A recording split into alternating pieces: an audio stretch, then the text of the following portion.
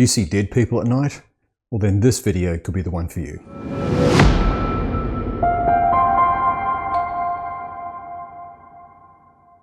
Welcome back to the MindStrong Edge. Firstly, apologies for the clickbaity title that we've used for this video, but it is actually very appropriate. I'm not a fan of clickbait at all, and it's something we don't want to do on this channel, but it is very applicable to the context of this letter that we've received.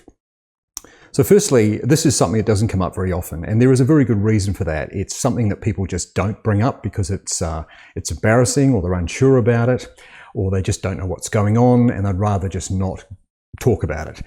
If it does ever come up in sessions, it will come up sometime down the track. Usually it's a symptom of some sort of stress, and quite often, as we talked about in a previous video on stress, we tend to go to the source, the cause of the stress, and we start looking at that, and we kind of forget about the actual stress and the manifestations of stress during the course of working with a client. Now, we try and address stress in what we do here, but you'll find that in a lot of cases, people are not prepared to do that. They simply want to look at the underlying problem and sort that out.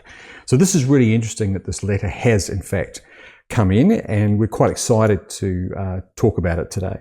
Dear MindStrong Edge team, I've decided to write to you because I've been experiencing something deeply unsettling for as long as I can remember. It started when I was a child, and even though it doesn't happen all the time, it has followed me into adulthood.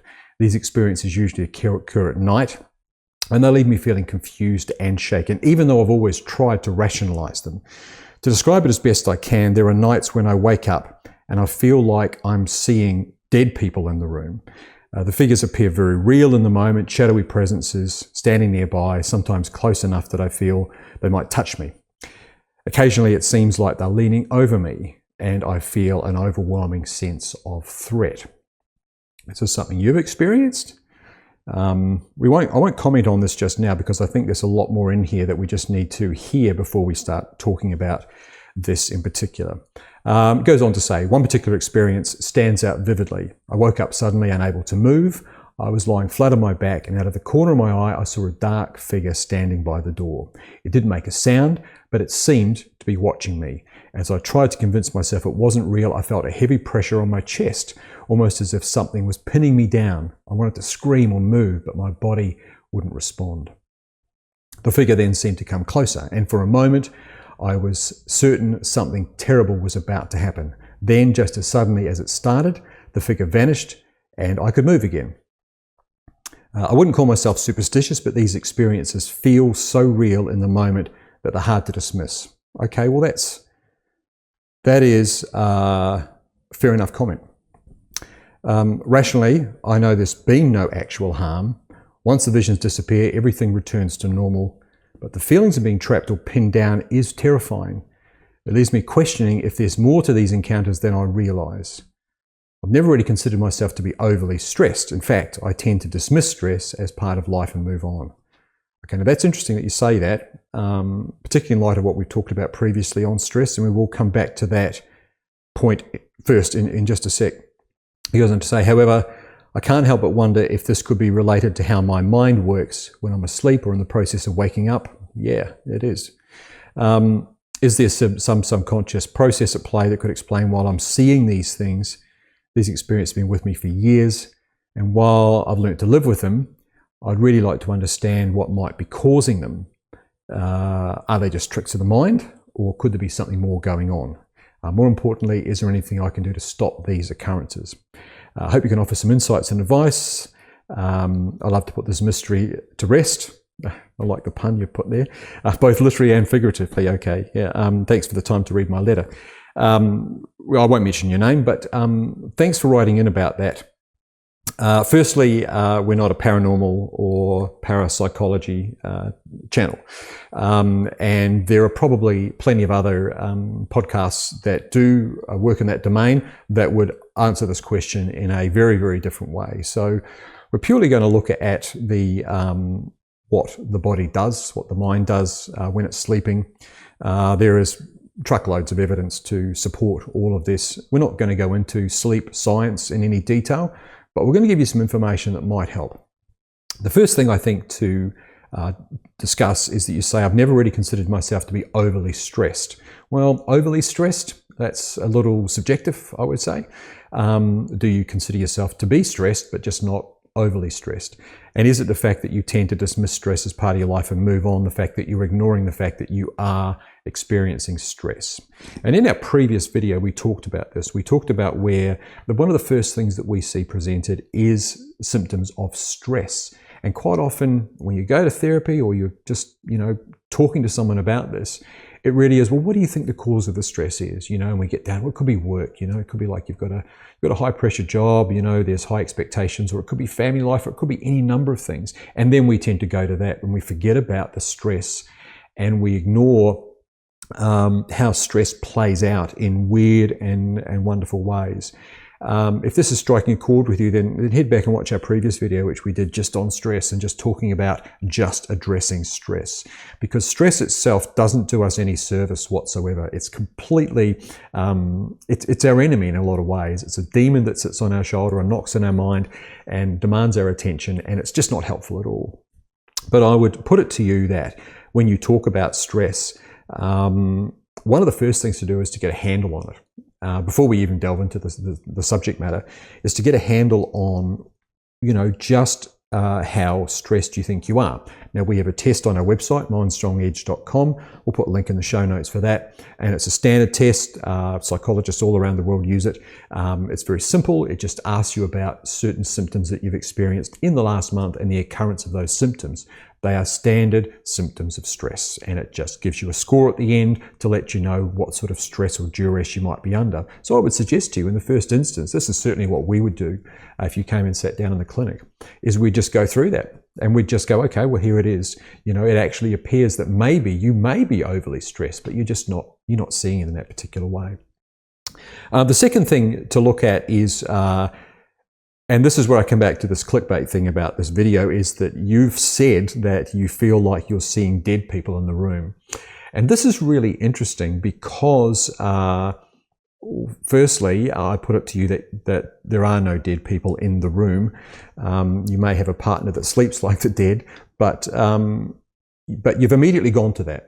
And that clues me into something that your subconscious is doing when you get a certain feeling or you need to resolve something that you're seeing or an emotion. It's going to dead people. It's sort of taking you there in the first instance. And you say you feel like you're seeing dead people in the room. So this is where we want to talk about how the brain works. And we've talked about this many times before.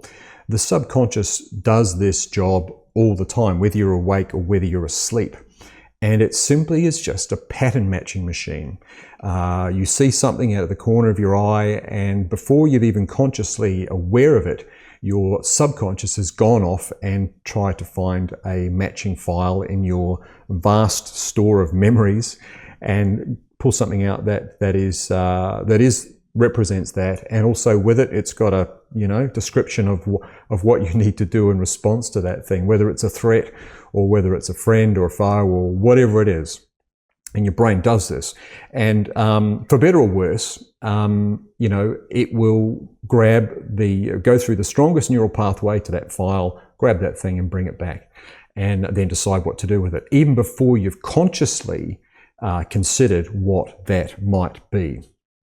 And these neural pathways are built up over time. Quite often they're formed during our formative years. In fact, most of them develop during our formative years. And this is why I say to you that it's interesting that you say that you feel like you're seeing dead people. Now, I don't know whether this is a throwback to certain movies or anything that you've seen in the past when you were a kid, where that feeling or that phrase has stuck with you. But there's every chance that when your brain is working, particularly at night, that when it goes looking for something, information, it's going to a place like that as its first place. And those neural pathways that form when we're young are very, very strong. And if we keep having experiences, you mentioned that you've had this since you were little, So there's every chance that every time you've had this experience, which we'll dig into in just a second, that you've gone to that place and you've pulled up the dead person in the room file, right?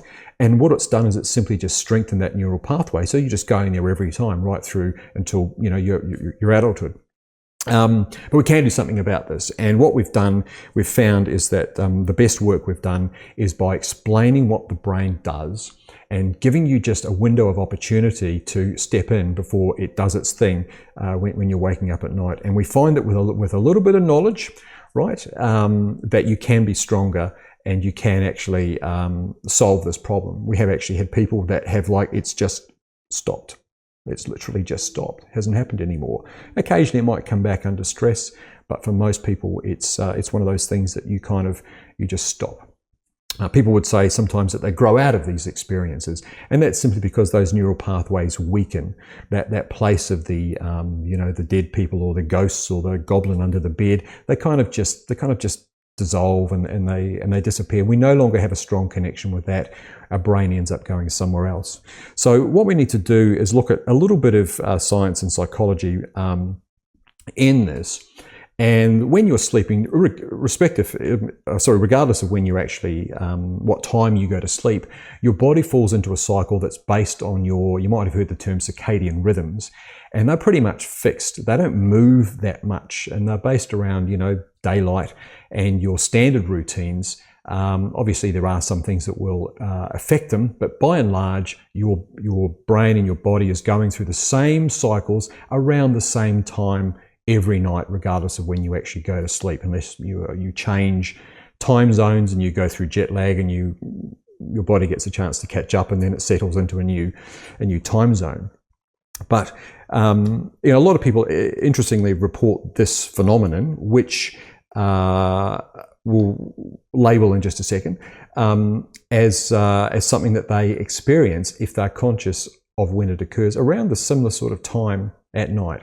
So there is a term for this. It's no longer used, but it is recognized. So firstly, the term old hag syndrome came into prominence through in various realms of parapsychology and the paranormal and things like that.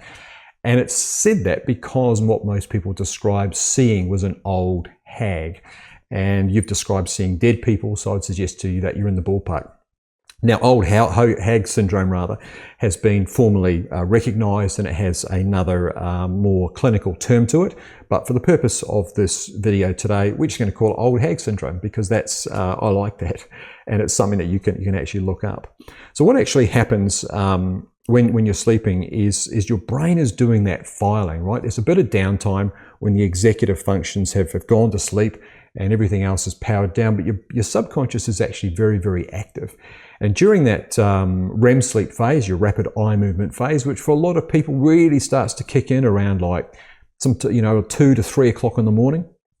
And you'll find a lot of people say, I'm always waking up at 3 o'clock in the morning. And it's because of this.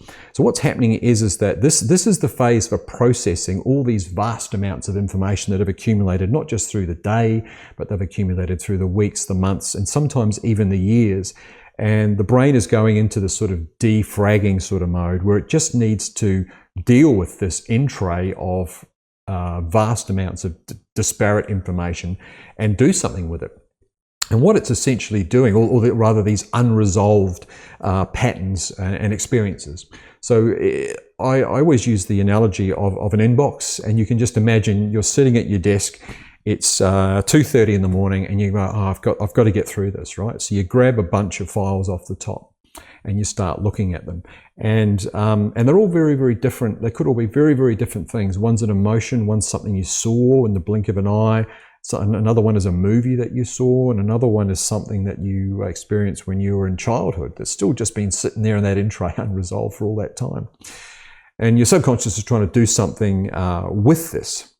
It's trying to work out where it's going to file in those deep recesses of your mind. And it needs to know that it can file it there so that when this happens again, it can go and grab that and bring it up, and it knows what to do. Now, we do this all the time, of course, when we are awake, is we're going to the filing cabinet, bringing things up, and for better or worse, we do what we're told out of the filing cabinet because it's so fast. It's absolutely rapid. Gets there before our conscious brain can actually get involved. But essentially, this is memory consolidation, and it's that phase of, and this is why people say sleep is so important, because particularly for youngsters, is that we need to have this time to do this. So your brain's going to kick into gear and it's going to start working on the in tray. And interestingly enough, when you're awake, when you're asleep, when your brain goes to pattern match or goes to the filing cabinet, if it can't find a match, right? If it's sort of gone, I don't know what to do, it will immediately defer to the executive functions, your prefrontal cortex, your thinking part of your brain, if you like, your conscious thoughts. Now, most of us think that is the sum total of us, and with very little awareness of the fact that there's a whole subsystem that is processing millions of times faster, millions of times more information, just a fraction under the surface. But the subconscious goes to grab a file, it can't find something, and it says, all right, guys, what is this? I need you to have a look at this. And if your conscious mind, your prefrontal cortex, your executive, if you like, don't respond in a timely manner, and that's probably only no more than a couple of seconds, then your brain will go to defer to your amygdala, and that's essentially pushing the alarm button of your body. That system takes over, and quite rightly, it has absolute authority over your body, and it will it'll give you a shot of adrenaline.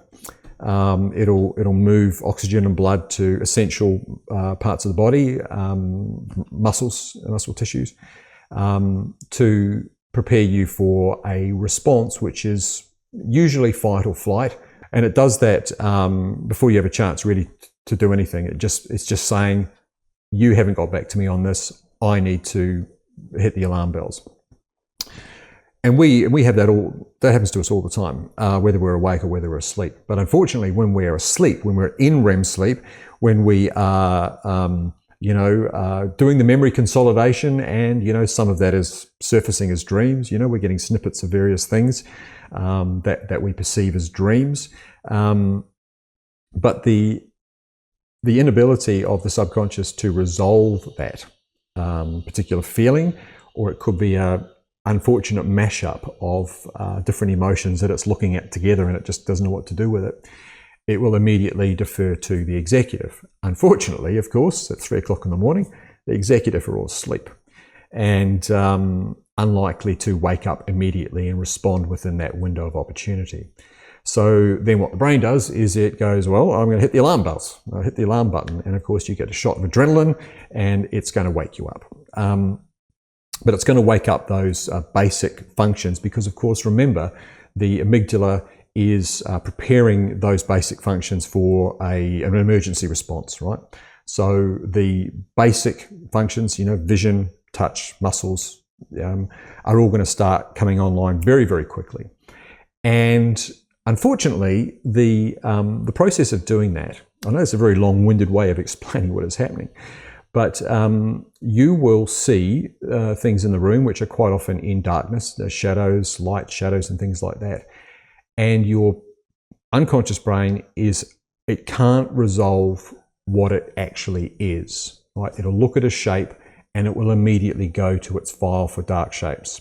And this is why I said that it's really interesting that you've said, I see dead people, because there's every chance that when you are kicked into consciousness, and I use that term loosely because you're not actually fully conscious, but you're kicked into awareness, if you like, of your surroundings, ready to deal with, the panic, the emergency.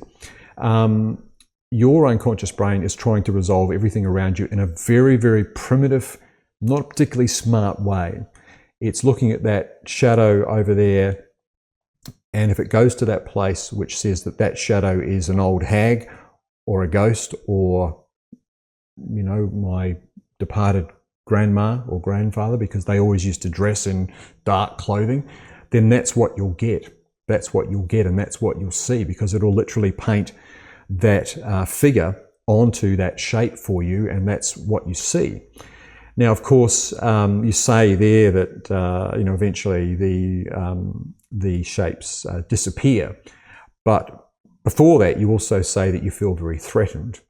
And this is because you're waking up in a state of panic. It's an emergency. You are preparing yourself for a threat, okay?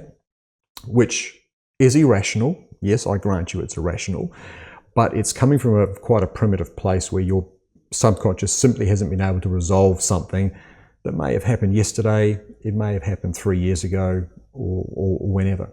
It can't resolve it, and it's woken you up, and then you've tried your best to understand where you are, what the threat is. You see a shape, your brain goes, it's a dead person, and there, next thing, you're seeing a dead person. And you feel threatened by it because you are prepared for a threat. You even say that, there is no outcome of the threat, there is no consequence, it doesn't actually happen, but you see it as being a threat because you're prepared for some threat, and you wake up and there it is right in front of you. What then happens is, of course, is the executive finally wake up a few seconds later because they were dead asleep, and they interpret the same vision as, well, that's just my bathrobe that I hung up last night. And then, of course, the vision changes and the shape disappears, or your brain tries to make sense of how the fact there was a person there and now they're gone, and makes up a little narrative for you that that shape just disappeared out the door. What is actually happening is that it's just simply replacing one interpretation of that shape with another. Your executives come online and gone, that's the pedestal fan, or that's just a shadow from the kitchen, or whatnot. More importantly, to address the concern of old hag syndrome, where old hag syndrome comes in, this is the feeling that you've got pressure on your chest, and you're being pushed down. And this is what old hag syndrome, it's a big part of what old hag syndrome is. And that is your sleep paralysis. It's doing this to you. So not only is your executive, out for the count, you're also lying there under paralysis, which is a great thing, because otherwise you would be acting out your dreams. And again, it's the way that I think we just think that when we wake up, and that's it. But we don't. We wake up in stages, and particularly if you are under stress. I won't talk too much about the stress side of it, but I hope that you see that if you are under a lot of stress and maybe it's keeping you awake and you're not getting good quality sleep at night, what's going to happen is that when you do fall asleep, your executive's going to go down, all right? It's just going to crash and burn and goes, I'm out of here, game over for as long as I possibly can. But your unconscious mind, because you're under stress, it has a lot to deal with. So all of a sudden you're completely unbalanced in your sleep, where your subconscious is working overtime to try and deal with this, growing inbox of stuff. Your executive, your prefrontal cortex, your conscious thinking part of your brain has just completely shut down. And then at some point, when you're processing the most, which is during your REM sleep, 3 a.m. in the morning, and you can look this up actually. If you want to do a little bit further study on it, you can look up the sleep cycles, and you can see that the big REM sleep usually kicks in around that sort of time. It panics, and it gives you that shot of adrenaline that starts waking things up, but you're still half the team are still out for the count, and you'll get those feelings of sleep paralysis, which will eventually go. But during that time, with the executive asleep, under sleep paralysis, you're relying on your unconscious mind to make sense of what's happening. And it's not capable of doing that in a rational way. There's no rationality behind the way that the subconscious works. It's just trying to pattern match what it sees. And that's all. And if those neural pathways are strong to that place where this is a dead person threatening you, and that's where it goes, then it'll just keep going there, and it will keep giving you that and keep telling you that that's what it is, and it will paint that shape with a person. It might even pop a face in there, and it's going to be threatening because you're prepared for a threat. And And that's what's going on. And that is called the old hag syndrome. And unfortunately, the sequence of events can lead to very, very vivid hallucinations depending on what it brings up. I suggest to you in dealing with this, and there's a lot of information that I would recommend that you have a look at. Have a look at old hag syndrome from a more sort of scientific point of view, but consider that you are probably sleep deprived because of the way that you're not handling stress. I get a sense from your letter that that'll be the case, and that would certainly be something we would talk about here, is that could be the case, right? You're not getting enough quality sleep. And so when you are going to sleep, you're crashing all the way down, and this is allowing this to happen, where when you're being brought back out of it, half of you is still asleep. And we see a lot of this with people that are under stress, people that are very stressed. We have some people that will come and say, "Oh, I'm seeing the ghosts again," and then we go, "Well, what's going on?" And then the next thing is, the stress or the relationship or whatever it is that is in their domain that's causing their brain to do double time at night is actually happening. And it's a strong indicator that you need to tackle it and do something about it. But the first thing to do is to understand what is happening. And I hope you got something out of this today that explains what is actually going on. It's common, it's normal, it's the way we work, but it's exacerbated by stress. It's exacerbated by lack of sleep or low quality sleep. And obviously, it's a strong indicator that, for you anyway, that perhaps there is some elements of what's going on for you that are stressful. Even you say they're not overly stressful, I would say, well, let's just step back for a moment and just see the stress for what it is, and maybe give it some conscious thought. Because if you can give whatever's causing that some actual conscious thought during the day and think it through, then it's less burden on the unconscious at night.